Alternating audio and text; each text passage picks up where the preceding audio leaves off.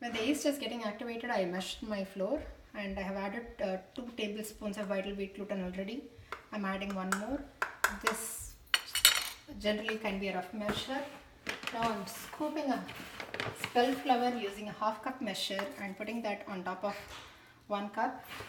And the very key thing for making yeast breads is the measurement of the flour.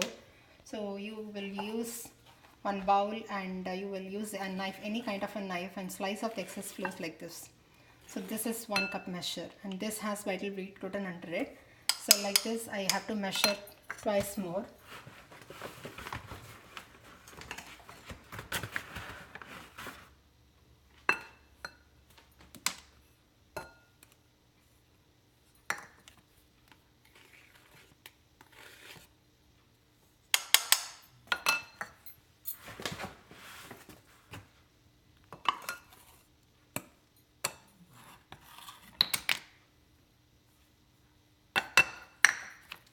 You can observe the yeast, like it is getting activated.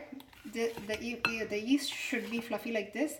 If this is not like frothy, then that yeast is not good. Like if the yeast is old or your water temperature is very hot, so then like you have to start from the base so that you don't spoil all your ingredients, and you have to just keep a warm water and start activating the yeast once again.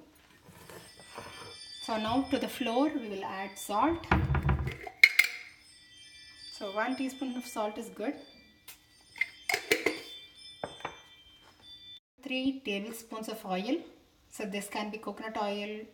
I'm using olive oil right now, but this can be coconut oil or like any oil of your choice. Then you would add the carrot pulp. So another important thing is like the water measures can change, like between 1 teaspoon to 1 tablespoon. Depending upon the weather, you might have to add more or less, but that you need to check with your flour as well, like whatever flour that you are using, that might vary. So that is something that you might want to remember. So since I have added the carrot, which also has the moisture, I'm just adding half a cup of buttermilk on top of this. Typically it requires 1 cup, 1¼ cup, but I'm just adding half a cup right now. And then like I will check the dough consistency, and then like I might add 1 tablespoon at a time.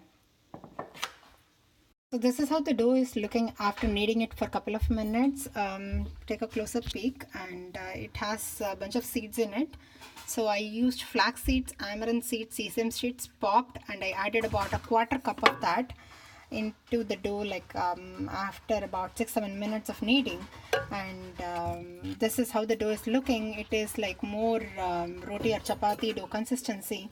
This will become more like elastic or more glutenish activity will develop after a little bit of more kneading.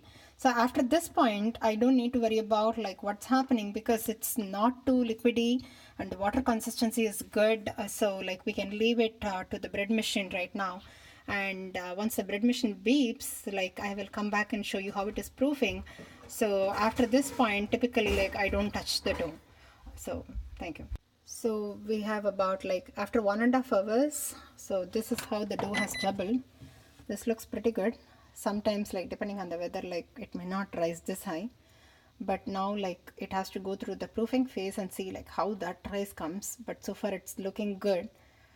So this is the after the initial rise.